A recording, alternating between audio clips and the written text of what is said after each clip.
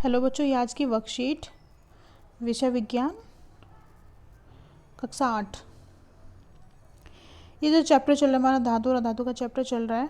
और आज की जो वर्कशीट में हम धातु अधातु में अंतर ज्ञात करेंगे, सीखेंगे कि क्या अंतर होता है, किसके बेसिस पे, रासायनिक गुणों के बेसिस पे। इससे पहले वाली वर्कशीट में हम भौतिक गुणों के बेसिस पे अंतर देख चुके हैं।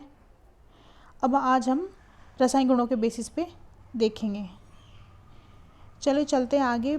पहला जो गुण है वो है ऑक्सीजन से अभिक्रिया। ये जितने भी हैं ये सारी चीज़ें हम पहले ही वर्कशीट में डिस्कस कर चुके हैं, बस आज को हमें इनको समराइज़ करना है। धातु ऑक्सीजन के साथ अभिक्रिया करके क्या बनाती है? अधातु। ये भी हम पहले सीख चुके हैं।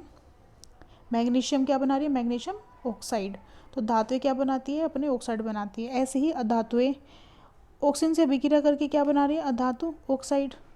एस सल्फर O2 से साथ मिलके क्या बना रही है? SO2 gas. तो दोनों ही धातु और अधातु ऑक्सीजन से अभिक्रिया करके अपने ऑक्साइड्स बनाती हैं। आगे चलते हैं, इनकी प्रकृति देखते हैं। ऑक्साइड जो बन रही है उसकी प्रकृति कैसी है? धातु ऑक्साइड की प्रकृति क्षारीय होती है। अब देखिए, ये मैग्नीशियम ऑक्साइड जल के साथ मिलकर क्या बना रही है? Magnesium hydroxide. ये होता है एक क्षार। ऐसी अधातु ऑक्साइड की प्रकृति कैसी होती है? अम्लीय, क्योंकि नीले लिटमस को लाल कर देते हैं। और नीले को लाल कर देंगे तो प्रकृति कैसी हो जाएगी? अम्लीय। अब SO2 जो गैस है वाटर के साथ मिलकर क्या बना रही है? H2SO3 सल्फ्यूरस अम्ल बना रही है। तो अम्ल बना रही है, प्रकृति कैसी हो जाएगी? अम्लीय। तीसरा जो गुण है जल के साथ अभिक्रिया। धातुएं जल से अभिक्रिया कर धातु हाइड्रोक्साइड या हाइड्रोजन गैस बनाती है, लेकिन अधातु जल से अभिक्रिया नहीं करती। अब जैसे लकड़ी है, वो क्या है? एक अधातु है। उसमें पानी डालेंगे तो लकड़ी लकड़ी रहेगी, पानी पानी रहेगा। लेकिन जो अधातु होती है वो अभिक्रिया करके धातु हाइड्रोक्साइड और हाइड्रोजन गैस बनाती है। तीसरे अम्लों से अभिक्रिया, जैसे HCl है, हाइड्रोक्लोरिक अम्ल हमारे पेट में होता है। स्ट्रेसोफोर, ये टॉयलेट साफ़ करने के लिए जो हार्पिक होता है उसमें होता है, बैटरी में होता है। तो अम्लों के साथ अभिक्रिया करके धातु क्या बनाती हैं? अम्लों के साथ अभिक्रिया करके धातुएं लवण और हाइड्रोजन गैस बनाती है। कैसे? अब Na, ये सोडियम एक धातु है।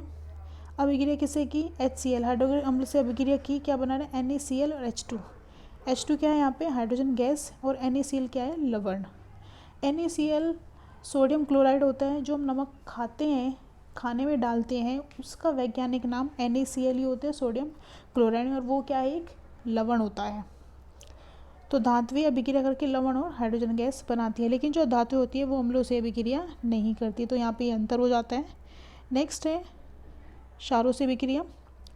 कुछ धातु क्षार से अभिक्रिया कर लवण और हाइड्रोजन गैस बनाती हैं, ठीक है। लेकिन अधातुएं क्षार से अभिक्रिया करती है, लेकिन बहुत जटिल होती है। कुछ केसेस ऐसे हैं जहाँ पे अधातुएं क्षार से अभिक्रिया करती हैं, कहीं पे अभिक्रिया नहीं करती। तो यहाँ पे ये अंतर हो जाएगा। अगला है विस्थापन अभिक्रिया।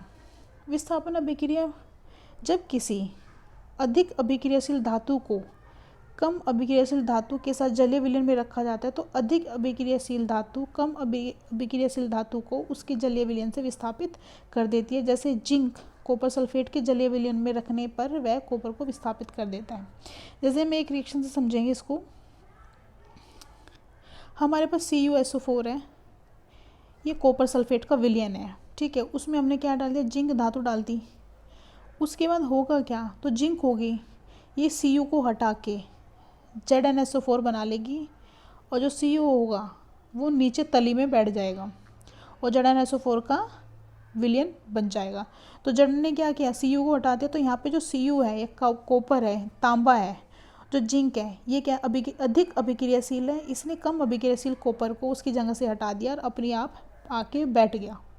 तो इसी को कहते हैं विस्थापन अभिक्रिया, क्योंकि कॉपर को विस्थापित कर दिया, उसको अलग कर दिया है, और जिंक खुद आके बैठ गया यहाँ पे, ठीक है। अब क्वेश्चन देख लेते हैं। फर्स्ट क्वेश्चन है, क्या होता है जब धातुएं अम्ल के साथ अभिक्रिया करती है? इसका एक उदाहरण लिखिए।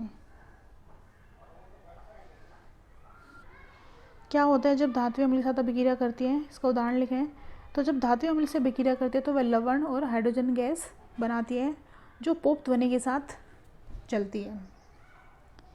धात्वी जैसे Na है, HCl क्या है, अम्ल, क्या बना लेगा, NaCl प्लस H2, तो H2 गैस निकलेगी, आपका हो जाएगा एक उदाहरण।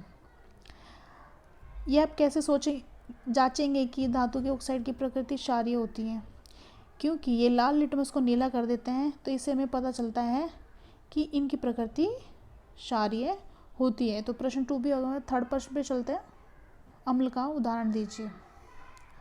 तो हाइड्रोक्लोरिक एसिड ये होता है, इसको लिखते हम HCl, ये होता है अम्ल।